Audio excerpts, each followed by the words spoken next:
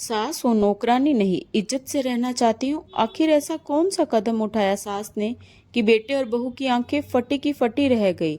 वह फोन पर किसी से हंस कर बात कर रही थी। अरे अब बहुत आराम है, लक्ष्य का भी ध्यान नहीं रखना पड़ता। अमित की माँ ने बहुत अच्छे से घर संभाल रखा है, इसीलिए ही तो उनको वहां से यहाँ ले आए। उनको पैसे भेजना और यहाँ काम वालियों को पैसे देना दोनों ही बच रहे हैं, और काम का भी अच्छा हो रहा है, और लक्ष्य की भी देखभाल बिल्कुल मुफ्त फ्री में फुल टाइम मेड मिल गई है। वरना इन मेड के नखरों से तो तंग आ गई थी मैं। तब हम लोगों ने यह रास्ता निकाला। इसके आगे तो सरला जी सुन ही नहीं सकी। अमित उठो ना, देखो तो मम्मी जी कहाँ रह गई। 9 बजने वाले हैं, अभी तक नहीं आई। वैसे तो रोज 8 बजे तक आ जाती थी, पर इधर 2-3 दिन से रोज आधा घंटा देर से आती है। पर आज तो 1 घंटा हो गया, अभी तक नहीं आई। सुषमा ने अपने पति अमित से कहा, कहाँ गई होगी, अभी आ जाएगी। तुम परेशान ना हो, अमित ने उत्तर दिया। अरे परेशान कैसे ना हूँ, अभी नाश्ता भी तैयार नहीं है और बाकी सारा काम भी वैसे ही पड़ा है। अभी तक काम वाली भी नहीं आई है। अब मैं काम देखूं या ऑफिस जाऊं? मेरे ऑफिस का भी टाइम हो रहा है और मेरा टिफिन नाश्ता वगैरह कुछ भी तैयार नहीं है। हद है लापरवाही की भी। सुषमा चीख कर बोली, अमित तुम परेशान मत हो, मैं तुम्हारी मदद करता हूँ, वरना तुम ऑफिस के लिए लेट हो जाओगी। मेरी मदद की छोड़ो, अपनी माँ की फिक्र करो, पता नहीं कहाँ रह गई है। मैं तो कहती हूँ आज ही उनसे बात करो कि यह सब क्या है, कहाँ जाती है आजकल। अमित जाएगी कहाँ, कहीं बातचीत में व्यस्त हो जाती होगी। सुषमा क्या पता, आजकल तो किसी का भी कुछ कहा नहीं जा सकता। जवान की तो छोड़ो, बूढ़ों के भी रंग अलग है। अमित गुस्से में, मतलब क्या कहना चाहती हो तुम? मैं कुछ नहीं कह रही, अपनी माँ से बात करो, कहाँ रहती है इतनी देर आजकल। कहते हुए सुषमा अपने काम में लग गई। यह बात तो हो रही है सरला जी के बारे में, जो पति के देहांत के बाद गांव से शहर अपने बेटे बहू के साथ रहने आई है। गांव में अकेले कैसे रहोगी, यह कहकर उनका बेटा उन्हें अपने साथ शहर ले आया था। जब से सरला आई थी, धीरे धीरे घर के सारे काम की जिम्मेदारी उन पर ही आ गई थी। अमित उनका इकलौता बेटा और सुषमा उनकी बहू, दोनों ही एक कंपनी में नौकरी करते थे। उनका 2.5 साल का पोता प्ले स्कूल में जाता था। उसे छोड़ने और लाने की जिम्मेदारी भी सरला जी के ही कंधों पर आ गई थी। पहले तो घर के सभी कामों के लिए काम वाली आती थी, और एक फुल टाइम भी रखी हुई थी, जो पोते लक्ष्य की भी देखभाल करती थी। पर एक के बाद एक करके सभी की छुट्टी कर दी गई कि वह सही से काम नहीं करते हैं। बस एक बर्तन और सफाई वाली आती है। खैर सरला जी अपना ही घर है, बेटा बहू पोते हैं, यह सोचकर पूरे घर की जिम्मेदारी अपने ऊपर ले रखी थी। पर इतना सब करने के बाद भी उनके घर में इज्जत नहीं थी। सुषमा तो कभी सीधे मुंह बात ही नहीं करती थी। उसे तो सिर्फ उनके काम से ही मतलब था। अपने बेटे अमित के मुंह से प्यार के 2 बोल सुनने को भी तरस कर रह जाती थी। पर एक दिन तो सुषमा को फोन पर बात करते हुए उन्होंने जो सुना, वह फोन पर किसी से हंसकर बात कर रही थी। अरे अब बहुत आराम है, बस किसी की भी चिंता नहीं रहती। अमित की माँ ने बहुत अच्छे से घर संभाल रखा है, इसीलिए तो उनको गांव से यहाँ ले आए कि उनको पैसा भेजना और यहाँ काम वालियों को पैसा देना दोनों बचे रहे हैं, और काम भी अच्छा हो रहा है, और लक्ष्य की देखभाल भी वह भी बिल्कुल मुफ्त फ्री में फुल टाइम मेड मिल गई है। वरना इन मेड के तो नखरे आए दिन बढ़ गए थे। तब हम लोगों ने ये रास्ता निकाला। इसके आगे तो सरला जी सुन ही नहीं सकी। उनका मन यह सोचकर कि जिसे वे अपना घर बेटा बहू समझ रही थी, उनके लिए उनका कोई महत्व ही नहीं था। उनकी स्थिति घर में सिर्फ एक फुल टाइम मेड की थी। वह इतने प्यार और उत्साह से वह इस घर को संभाल रही थी, पर सुषमा की बात सुनकर वह अत्यंत दुखी हो गई थी। वह उसके बाद अपने काम में लग गई थी। सरला जी के पति एक किसान थे, दूसरे की जमीन पर खेती का काम करते थे। उनकी मेहनत से उनका घर चलता था।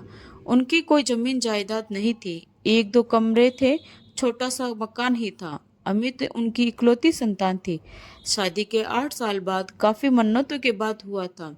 वह दोनों अमित की परवरिश में कोई कमी नहीं चाहते थे। अपना पेट काट कर भी उसकी सारी इच्छा पूरी करते थे और अमित भी उनकी उम्मीदों पर खरा उतरा था। गांव के स्कूल में हमेशा पढ़ाई में अव्वल आता था। स्कूल की पढ़ाई के बाद शहर आ गया, कॉलेज में दाखिला लिया। पढ़ाई में अव्वल रहने के कारण स्कॉलरशिप मिलती थी। कॉलेज के बाद इंजीनियरिंग की और एक कंपनी में बतौर इंजीनियर सेलेक्ट हो गया। अमित ने फोन कर उन्हें बताया था नौकरी के बारे में, जिसे सुनकर वह दोनों बहुत खुश थे। सरला जी ने उससे कहा, बेटा अब तो कुछ दिन के लिए घर आ जा, कितने दिन हो गए तुम्हें देखे हुए। अमित, क्या माँ, अभी तो नौकरी मिली है, अभी से छुट्टी ना मिलेगी, 6 महीने बाद देखता हूँ, छुट्टी मिलते ही आऊँगा। करीब 8 महीने बाद अमित आया 2 दिन के लिए, एक खबर लेकर कि वह एक लड़की को पसंद करता है और अगले महीने दोनों शादी कर रहे हैं। शादी की बात सुनकर दोनों पति पत्नी दम रह गए। उन दोनों के सारे अरमान धरे के धरे रह गए थे, लेकिन अमित की खुशी के लिए वह दोनों मान गए। न मानने का प्रश्न ही नहीं था, क्योंकि अमित ने अपना फैसला सुना दिया था। अरे बेटा, इतनी जल्दी शादी का इंतजाम कैसे होगा? सरला जी ने अमित से पूछा। माँ, तुम्हें इस बात को लेकर परेशान होने की कोई ज़रूरत नहीं है। शादी शहर में होगी, वहाँ सुषमा के पिताजी शादी का सारा इंतजाम कर रहे हैं। अगले महीने आप दोनों को वहाँ आशीर्वाद देने चलना है। अगले महीने शहर जाकर विवाह संपन्न कराकर दोनों गांव लौट आए थे। उनके बाद शहर जाना ना हुआ। दोनों पति पत्नी अकेले ही रहते थे। अमित हर माह कुछ पैसे भेज देता था, पर दोनों कभी भी गांव नहीं आते थे, बस फोन से ही बात होती थी। दोनों इस उम्र में भी एक दूसरे के साथ के सहारे जीवन गुजार रहे थे, पर पति की मृत्यु उपरांत अमित गांव का मकान बेचकर उन्हें अपने साथ लेकर आया था कि अब वह शहर में उनके साथ रहेगी। आज भी सरला जी अपने पोते लक्ष्य को छोड़ने प्ले स्कूल गई थी। तब से 1 घंटा हो गया, अभी तक नहीं आई थी। इसी कारण से सुषमा चीख रही थी, क्योंकि अभी तक कोई भी काम नहीं हुआ था। तभी सरला जी ने घर में प्रवेश किया। अरे माँ, कहाँ रह गई थी आप? हम दोनों कितने परेशान थे। अमित ने कहा। हाँ बेटा, परेशान तो हो ही गए होंगे तुम लोग, क्योंकि अभी तक घर का कोई काम जो नहीं हुआ। यह कैसी बातें कर रही हैं आप? मुझे तो इस बात की चिंता हो रही थी कि शहर में इतनी देर कहाँ लगा दिया। आपने कहीं रास्ता तो भूल नहीं गई? अमित ने कहा। शारदा जी कहती है, मुझे खुशी हुई ये सुनकर बेटा कि तुझे अपनी बूढ़ी माँ की इतनी चिंता है। जुग जुग जियो मेरे लाल, पर अब अपना घर संभालो तुम लोग, क्योंकि मैं जा रही हूँ।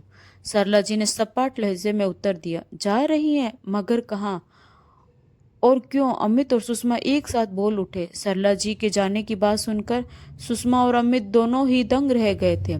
सुषमा के तो चेहरे का रंग ही जैसे उड़ गया था, यह सोचकर कि अब घर और लक्ष्य को कौन संभालेगा और सारे काम कैसे होंगे।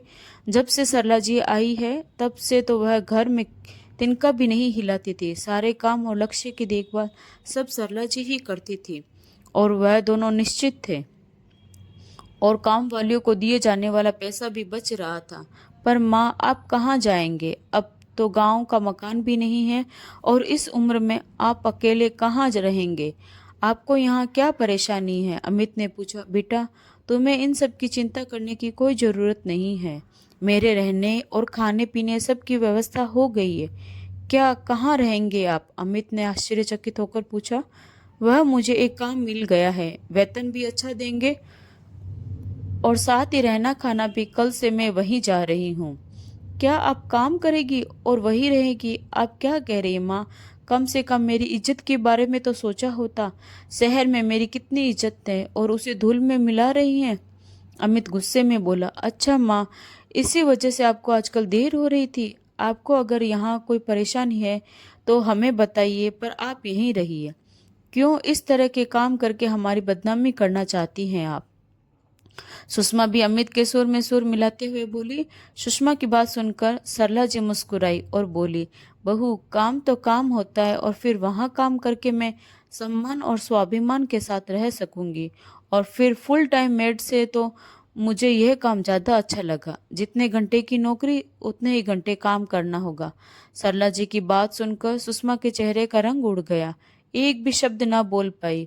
और हाँ, तुम लोग अपनी बदनामी की चिंता मत करो, आखिर तुम्हारी माँ हूँ। अपने बच्चों की बदनामी हो, ऐसा कैसे सोच सकती हूँ? मैं इस शहर से दूर दूसरे शहर जा रही हूँ, जहाँ तुम्हें कोई नहीं जानता। सरला जी अमित और सुषमा से बोली और अपने कमरे में चली गई। अमित और सुषमा खड़े देखते रह गए थे। तो दोस्तों, आपको ये कहानी कैसी लगी?